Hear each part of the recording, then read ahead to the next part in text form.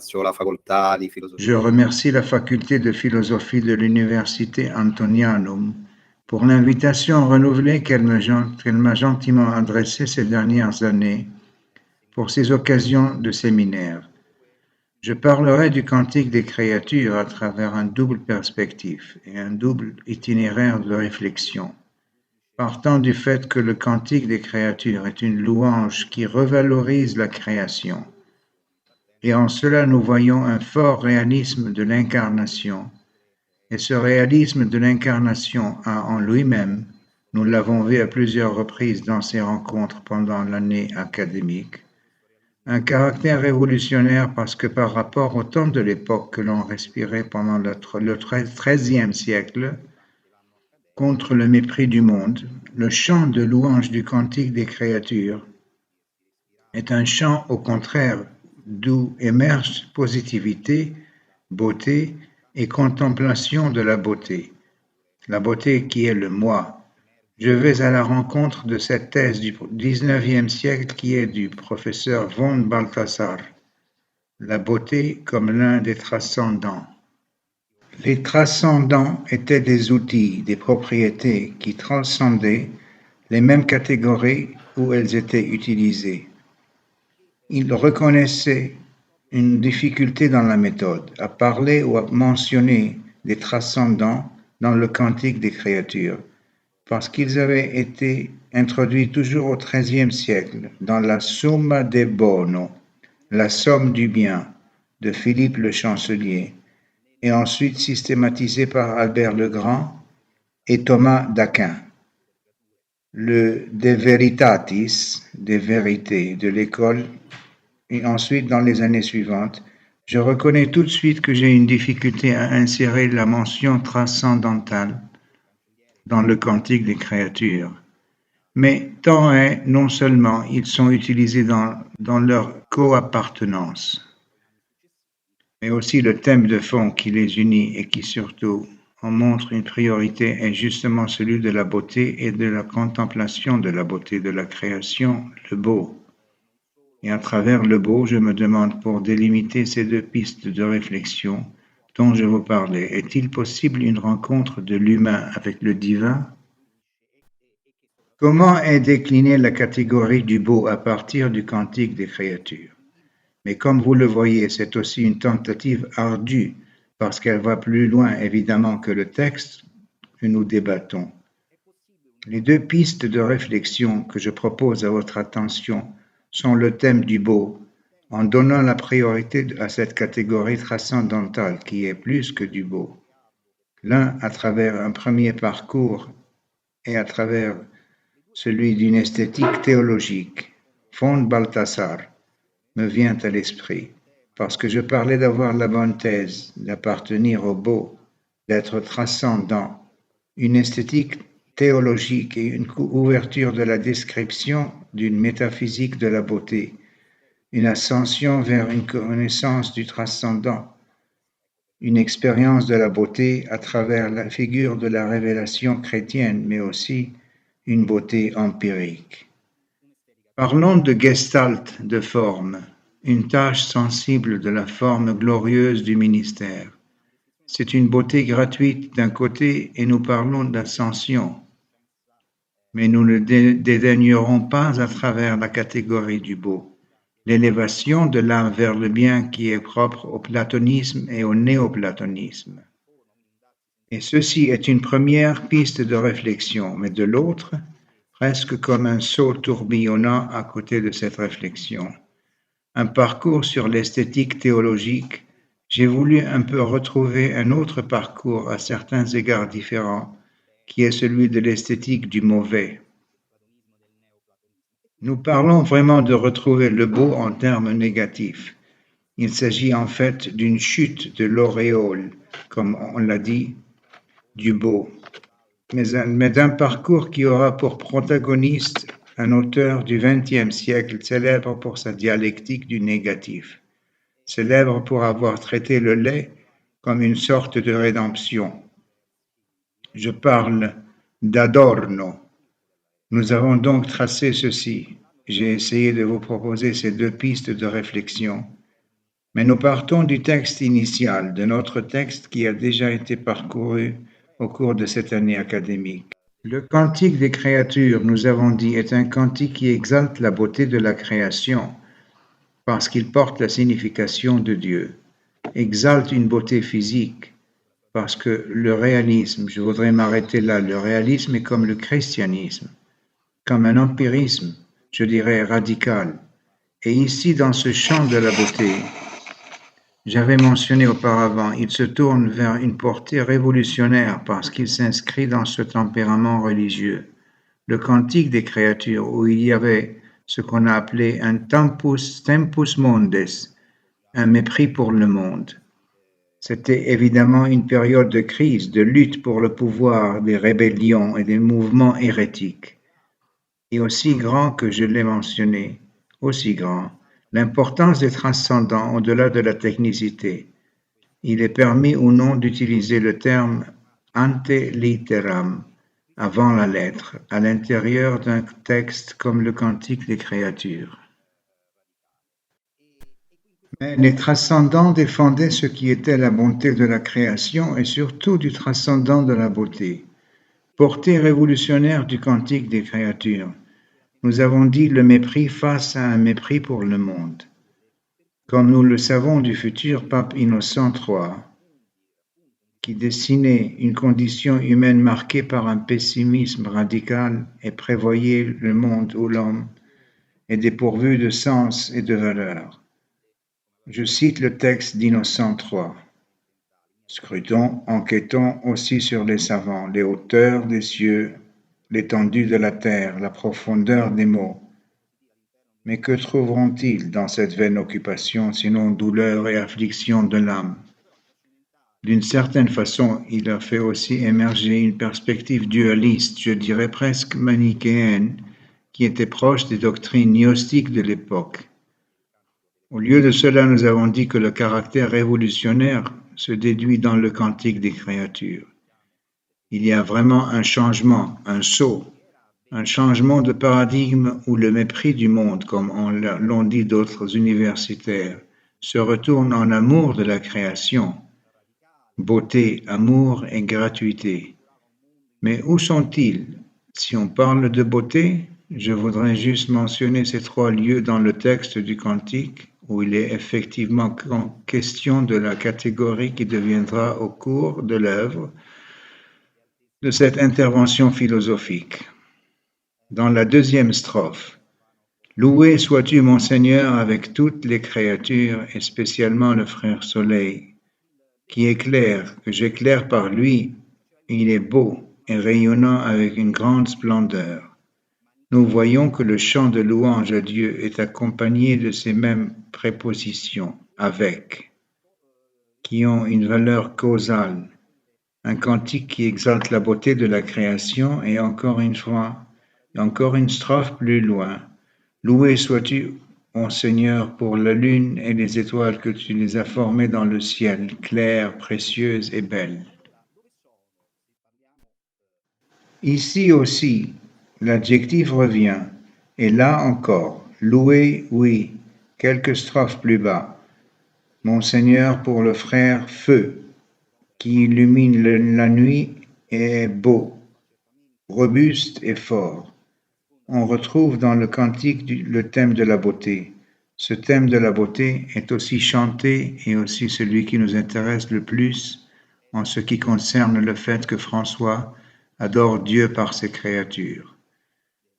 Nous avons, comme je disais, un christianisme qui nous fait voir dans tout son réalisme comme quelque chose qui est vraiment fondé sur quelque chose de réel, qui est l'incarnation de Dieu.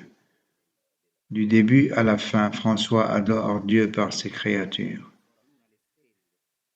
Nous voyons l'union intime qu'il y a entre la création et ses créatures, mais cette religiosité et spiritualité transparaît aussi dans ces sources documentaires que nous avons déjà utilisées au cours de notre séminaire.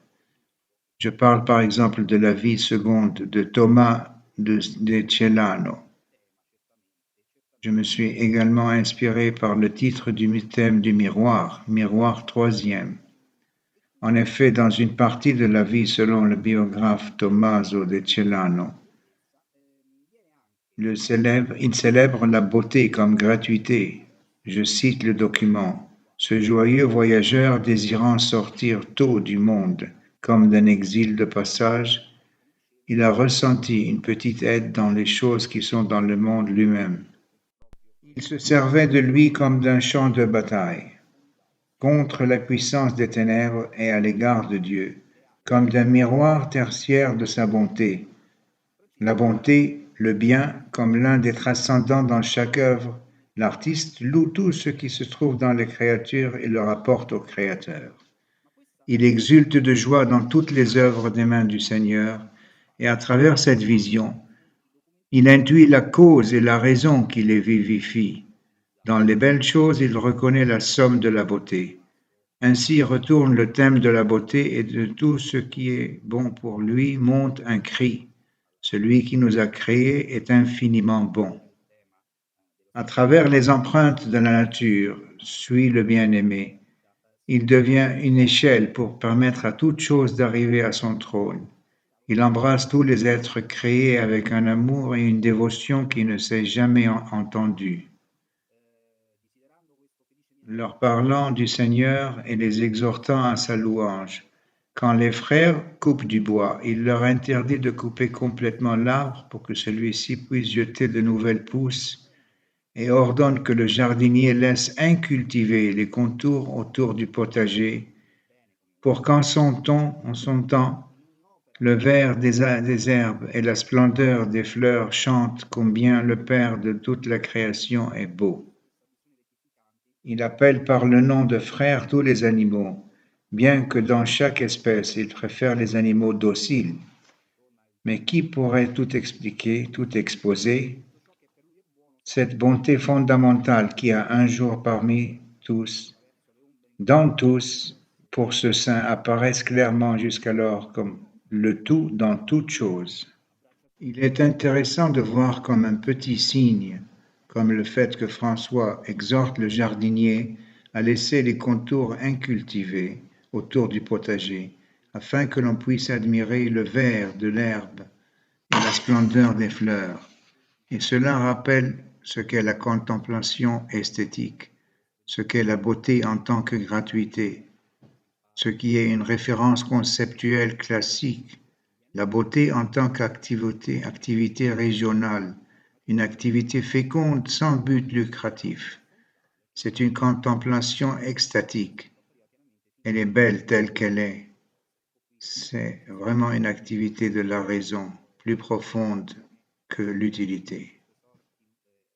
Le thème du miroir qui renvoie à Thomas de Celano dans le Cantique de François. Le miroir qui renvoie une icône qui est une icône personnifiante. Il est intéressant de voir comment le thème du miroir, qui ne nous trompe pas et qui nous renvoie à la présence de la personne et au thème de l'homme comme image et ressemblance du Christ.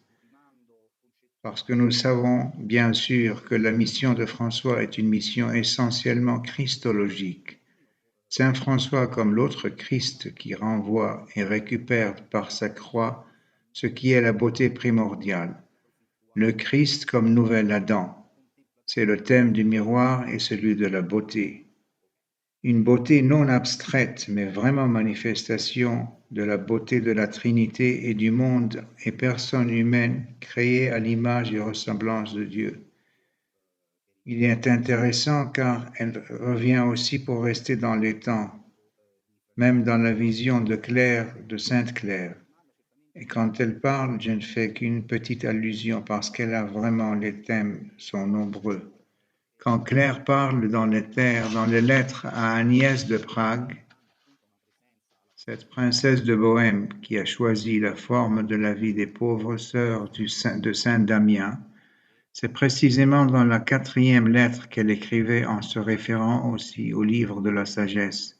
Parce que nous, quand nous parlons aussi de Spec, etc., qui est le livre, du livre de la sagesse de Salomon, au point 24, parle du thème de la sagesse comme puissance de Dieu, qui est un reflet de la lumière éternelle. un miroir sans tache de l'activité de Dieu. C'est une image de sa bonté. Ici aussi, les soi-disant transcendants sont cités, mais je parle de clair, où la métaphore du miroir nous montre ce processus d'imitation et de transformation en Christ dans la communauté conjugale. Et je cite le miroir qui est ce qui fait voir ce qu'est la personne du Christ marié, dit Claire dans cette 4e lettre, et que parce qu'il est la splendeur de la gloire, le reflet de la lumière éternelle, un miroir sans tache. Regarde chaque jour ce miroir, ô Reine, épouse de Jésus-Christ, et en elle scrute continuellement ton visage pour que tu puisses ainsi tout parer, à l'intérieur ou à l'extérieur, vêtu à tour de rôle d'orientation colorée, orné avec les fleurs et les vêtements de toutes les vertus, comme il convient à la fille et époque très aimée du roi, épouse très aimée du roi, pardon. C'est dans cette 4e lettre d'Agnès de Bohême que Claire parle justement à travers le thème du miroir, développe précisément ce concept de la médiation du Christ dans la spiritualité conjugale. Le Christ dans l'incarnation et dans la passion. Encore une citation. Dans ce miroir, la bienheureuse pauvreté, la sainte humilité, l'ineffable charité se réfugie. Comment pourrais-je contempler, par la grâce de Dieu, sur tout le miroir, regarder attentivement la pauvreté de celui qui est placé dans une mangeoire enveloppée de l'ange. Et c'est encore le roi des anges, le Seigneur du ciel et de la terre. Il était décliné dans une mangeoire au milieu du miroir. Puis considère l'humilité sainte, la bienheureuse pauvreté, les efforts, les peines sans nombre qu'il a supportés pour la rédemption de l'humanité. À la fin du même miroir, contemple l'ineffable charité pour laquelle il voulut périr sur l'arbre de la croix, mourir de la mort la plus honteuse. Si nous avons mentionné le fait que cette contemplation statique sur le thème de la beauté est une contemplation de pure gratuité, on ne peut que dire quelle est l'assistance pour laquelle du Cantique des Créateurs on passe à cette première piste de réflexion, à ce premier itinéraire que je voudrais proposer en bref. Le fond de base allant au-delà de la question faite, il faut considérer un point à l'intérieur des transcendants. C'est ce que fait von Balthasar, par exemple. Et non seulement de le considérer, mais d'en faire une priorité à l'intérieur par rapport aux autres, pour la vérité et pour le bien. Qu'est-ce que cela nous apporte? Cela nous amène à dire qu'il y a une unité au fond. Nous savons qu'il est de l'implant thomasian et thomiste, pour qui les transcendants, y compris la beauté et le beau, se rejoignent, parce que la disparition de l'un peut aussi porter préjudice aux autres. Et von Balthasar, surtout dans le Gloria, dans le 4e volume, nous retrouvons ceci, qu'il n'y a rien de vrai et de bon à la longue, sans la gracieuse lumière de ce qui est donné sans but, sans la beauté des autres transcendants, et même le christianisme resterait dénaturé et sans sa propre force. On le voit aussi dans les vies authentiques des saints, comme celle de saint François, par exemple, l'assistant qui m'emmène du Cantique des Créatures à la gloire de von Balthasar. Je suis toujours dans le 4e volume de la gloire. Même un christianisme qui, au pas du monde moderne, se livrerait au vrai seul Dieu. La seule foi comme système de proposition exacte, ou au seul bon. La foi comme ce qui est le plus utile et le plus saint pour le sujet serait déjà tombé de la hauteur qui lui est propre. Mais quand les saints consacrent leur existence à la gloire toujours plus grande de Dieu, ils étaient aussi toujours des gardiens du beau, les gardiens de la beauté. Ici, le thème revient. Balthasar accepte le très beau comme transcendant parce qu'il devient une question métaphysique. Quelles sont en bref les objections à ce sujet? Eh bien, le fait que seulement si vous pouvez montrer que la beauté n'est pas intrinsèquement dépendante d'une détermination sensible, ni du côté de l'objet, ni du côté du sujet. Le beau pourra être transcendant, mais la beauté a quelque chose à voir avec le vrai, le beau et le bien, parce que l'un et l'autre sont désirables, l'un pour la connaissance et l'autre pour l'appétit et le désir. Ainsi, le bien et le vrai se conjuguent à la beauté qui intègre le sensible, la sensibilité. Le vrai, le bonum et le pulchrum, le bien et le beau, sont transcendants de l'être, propriété de l'être à travers lequel toute réalité peut être vue. La beauté, la beauté est transcendantale quand on parle de métaphysique comme d'esthétique.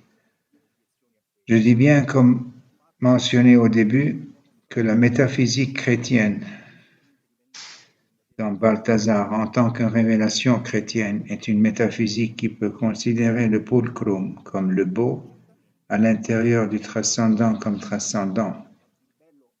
Et c'est une tentative de Balthazar lui-même à la prémisse de développer la théologie chrétienne à la lumière de ce tiers transcendant, de compléter la considération du vrai et du bon pour celle du pulchrum. Les transcendants ne sont pas séparables et l'oubli de l'un d'eux ne peut pas ne pas avoir un effet destructeur sur l'autre. Nous avons mentionné cela. Comment peut-on percevoir la figure de la révélation chrétienne sans toutefois la ramener à un maître humain, un maître de mesure humain? Eh bien, c'est précisément dans l'expérience de la beauté de la révélation comme gratuité et comme amour, comme forme visible et perceptive. Vous vous demandez, Balthazar, le chrétien ne devrait-il pas choisir le mot beauté comme son mot initial? Je cite le volume 1 de Gloire. Notre premier mot est beauté. La beauté est le dernier mot que l'intellect pensant peut oser prononcer, parce qu'elle ne fait que couronner cette règle de splendeur insaisissable. Le double astre du vrai et du bien est leur relation indissoluble. C'est une beauté désintéressée dans le sens où le vieux monde était incapable de s'entendre, mais qui a quitté sur la pointe des pieds le monde des intérêts modernes pour l'abandonner à sa convoitise et à sa tristesse. C'est la beauté qui n'est plus aimée et gardée même par la religion, mais qui, comme masque arraché à son visage, met au jour des traits qui menacent de réussir des hommes incompréhensibles. Ici, la beauté à laquelle nous ne pouvons plus croire, que nous avons apparemment créée pour nous en débarrasser à la légère. Ici, la beauté enfin qui exige, comme aujourd'hui, au moins autant de courage et de force de décision que la vérité et la bonté. Le pulchrum comme point de départ est vraiment un principe philosophique, un pulchrum philosophique. Dans notre parcours, nous sommes arrivés au point où, à partir de la contemplation du cantique des créatures, à travers la métaphysique esthétique transcendantale, la métaphysique, l'esthétique théologique de von Balthasar, le pulchrum, que nous avons toujours choisi dans le sillage de Balthasar, comme prioritaire, non seulement comme transcendant, mais aussi comme prioritaire par rapport aux autres transcendants du vrai et du bien, devient prioritaire. Mais pourquoi cette coappartenance des transcendants? Elle l'est parce que si un transcendant est négligé, les autres souffrent aussi, parce qu'ils sont convertibles. Et si c'est le cas des transcendants seulement parce que je cite du Gloire, livre 1, seulement parce que l'un d'eux a été négligé, qu'en sera-t-il de l'être lui-même? Si Thomas pouvait marquer l'être d'une certaine lumière pour l'organisme, cette lumière ne s'éteindrait pas là où on a désappris le langage de la lumière elle-même et où on ne le laisse plus, le ministère de l'être, s'exprimer lui-même. Ce qui avance n'est qu'une portion de l'existence, parce que même si elle prétend s'attribuer une certaine liberté, elle reste cependant complètement obscure et incompréhensible à elle-même. Le témoignage de l'être devient incroyable pour celui qui n'arrive plus à saisir le beau. La particularité de la beauté est la gratuité, c'est la splendeur. Nous avons dit que c'était une beauté gratuite, de pure contemplation, mais c'est aussi une méthode. Le beau qui sauve, une méthode philosophique. Le beau qui sauve, qui est une sorte d'outil sauveur. Je cite toujours Balthazar. La propriété transcendantale de l'être s'appelle ainsi parce qu'il s'intéresse à chacun, être dans sa totalité. Ils ne peuvent donc pas se délimiter mutuellement, mais ils se lient harmonieusement les uns dans les autres. Même un instant. Un homme ancien n'aurait pas pu songer à établir des limites au beau transcendant par rapport au bien et au vrai transcendant. La circummission s'applique entre elles. Le beau sauve le saint, qu'il réconcilie et rétablit tout. Il inclut à chaque fois l'intégrité éthique et la splendeur de la vérité, même si vous donnez des degrés différents de cette intégration. Les transcendants ne doivent pas être séparés du concret et de l'expérience sensible. Nous avons dit que nous parlions du christianisme. Nous parlons du réalisme qui est basé sur le témoignage de ce que les témoins ont vu, entendu et touché par la main. C'est la raison de l'empirisme radical. Maintenant, en allant de l'avant, n'ayant pas de temps supplémentaire pour pouvoir m'attarder encore sur cette première piste de réflexion de l'esthétique théologique de Balthazar, de la Gestalt, il y a ce mouvement ascensionnel, cette être unité de vrai et de beau et de bon, et celui qui rappelle aussi, parce qu'il en est redevable de Balthazar, à ce que le pape François lui-même, dans certaines œuvres des premières années 2000, quand il parlait de vérité, de la beauté, et qu'il n'était pas distingué de l'esthétique et de l'éthique. Je parle par exemple d'un texte de 2007. Je prédis que le pape François avait déjà élaboré les principes et les couples polaires dans les années 70 du XXe siècle. Elles ont ensuite été égrenées directement dans le Gaudium Angeli, la joie des anges, et dans d'autres textes. Mais dans celui-ci, nous parlons de co-appartenance des transcendants. L'exemple dans le défi d'être citoyen de 2007, dit le pape François, la réflexion abstraite court le risque d'élucubrer sur des objets abstraits ou attrayants, ébloui par une recette aseptique de la vérité en oubliant que le but de toute réflexion humaine est l'être réel en tant que seul, en tant que tel. Pour beaucoup, un seul.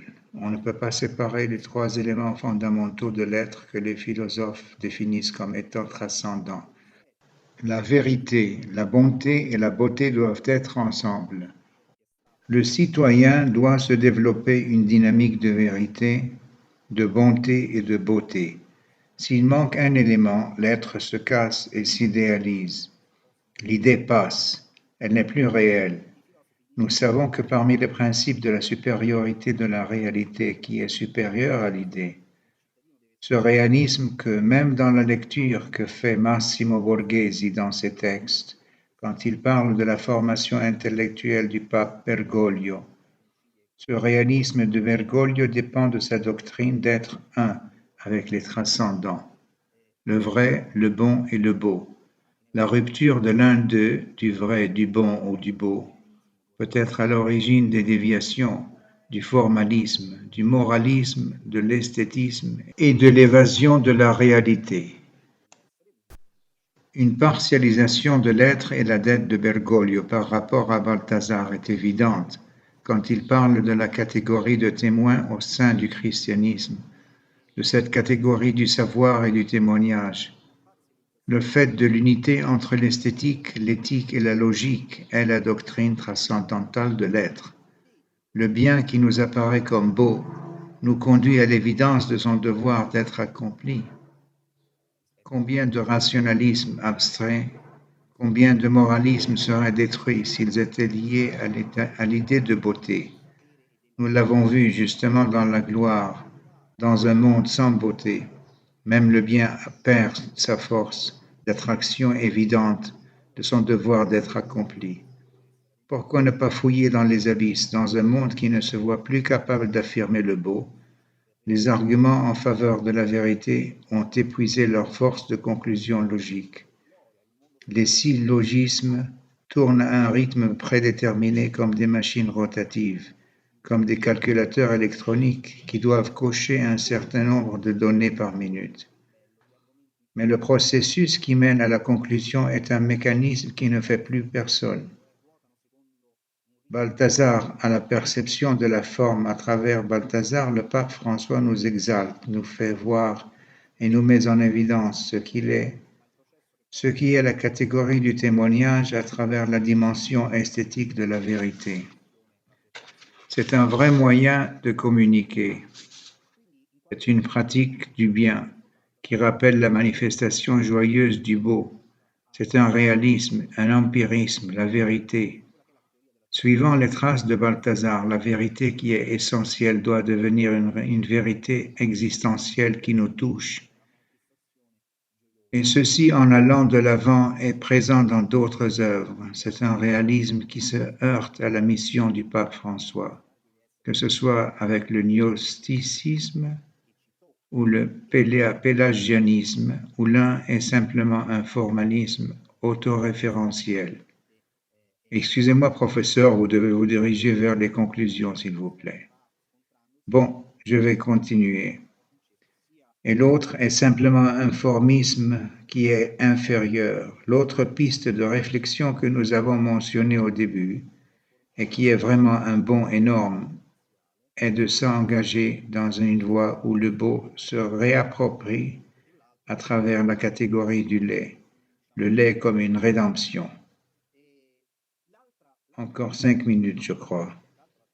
Juste pour parler brièvement de cela, alors, quel est le problème? Et ici, je prends les considérations du Adorno, lu de la théorie esthétique, relu par Remus Bodei, donc les formes du beau, etc. Quel est l'intérêt? Pendant ce temps, nous avons vu jusqu'à maintenant, nous avons parlé d'une boutique ascétique,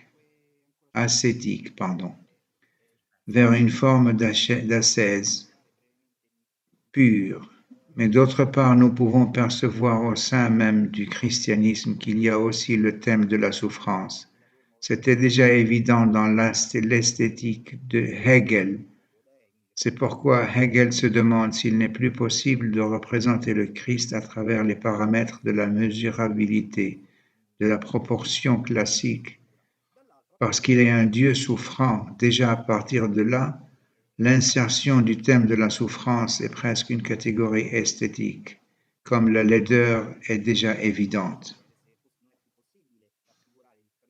Ou alors il y a un mouvement ascétique, mais c'est aussi un mouvement descendant, une perspective du haut vers le bas. C'est le portrait du Christ de Dali qui vient de cette perspective des cieux vers le bas.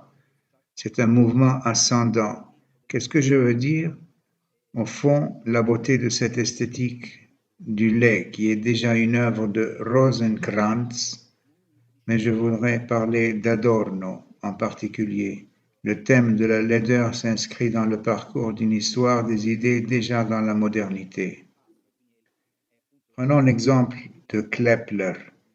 Il se demandait si le fait que le mouvement elliptique des planètes soit non proportionnel, et cette non-proportionnalité suscitait la terreur par rapport à un simple cercle. Le lait est inséré dans notre discours, et le beau tombe, et il y a juste une chute d'auréole, dirait Baudelaire, et il y a un dépassement entre la forme et le jugement. Le lait revendique sa propre autonomie ontologique, et ça, c'est avec Adorno. Je vais maintenant vraiment y aller très rapidement, juste pour les minutes qui me manquent. Pourquoi l'esthétique du mauvais? Comment la ramener aujourd'hui? C'est parce qu'il existe vraiment une tyrannie de la beauté, apprivoisée qu'est le kitsch. Mais le lait remet en question ce qui est l'ornisme esthétique. 2 mots pour mieux comprendre l'esthétique d'Adorno. Il faut comprendre ce qu'était sa dialectique, la dialectique négative, la dialectique de l'illuminisme qui a changé par rapport à la conception hegelienne. Un dépassement qui conduit à des améliorations, soit par une conception hegelienne, soit par une conception marxienne, d'un dépassement de la classe. Pourquoi? Parce qu'Adorno parle des contradictions, il parle de dissonance, et c'est là que ça me vient à l'esprit musicalement. Schoenberg parlait d'une dialectique du négatif, d'une raison affaiblie, négative. Les lumières ne sont plus progressives, c'est une raison qui est dévalorisée dans la dialectique des lumières. Adorno parle d'industrie culturelle où l'art tente de priver l'art de son autonomie dans ce processus de production de marchandises, typique du système de production d'une autonomie de marché, d'une économie de marché, pardon. Il y a une sorte d'homologation, et j'arrive à la conclusion. Le lait rachète cette capacité de rédemption parce qu'il sort l'homologation qui était vue par Adorno à son époque. L'homologation de l'industrie culturelle, l'art, c'est le deuil. L'art exprime le vrai. Quand Adorno, par exemple, parle de Guernica, du Guernica de Picasso, Picasso répond à l'officier nazi. Qui a produit cette horreur? C'est vous. Donc la laideur reproduit laideur, reproduit le vrai. Elle a cette forme de rédemptrice. Et il parle d'inégalité, il parle de dissonance mais de réalisme. Quel est le pont avec la première piste de flexion? Avec le cantique des créatures. Il faut traverser le désert de glace de l'abstraction pour arriver rigoureusement à la philosophie du concret. Si c'est le cas, la dissonance dans Adorno exprime le meilleur, les déchirures de son temps, mais la laideur peut aussi contenir un espoir de rédemption. Nous avons dit le triomphe de la raison naît précisément en niant la conciliation, et en niant le dépassement du lait par une sublimation du beau. La laideur en Adorno nous incite à ouvrir les yeux sur le monde réduit, présumé sous le beau, à une simple réduction, à une simple conventionnalité sans conflit. Le laid, le déformé, le disharmonique, à travers une raison non instrumentalisée, a vraiment une portée révolutionnaire.